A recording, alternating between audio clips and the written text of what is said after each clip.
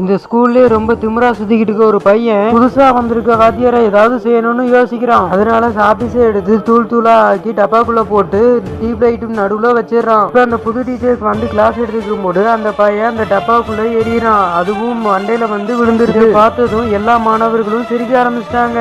ஆனா இவர் யாருன்னு அந்த மாணவர்கள் யாருக்கும் தெரியாது. அந்த மாணவர்களுக்கு தெரியாது இவரும் பெரிய ரவுடி தான் ஏரியாவுல. இவங்களுக்குன்னு தனியா கையாளுகள்லாம் வச்சிருக்காங்க. ஏதோ ஒரு காரணத்துக்காக இந்த கிளாஸ்ல டீச்சரா சேர்ந்திருக்காரு. உங்களுக்கு இவர் யாருன்னு முன்னவே தெரியனால யாராலையும் சமாளிக்க முடியாத இந்த கிளாஸ் அவர்கிட்ட கொடுத்துறாரு.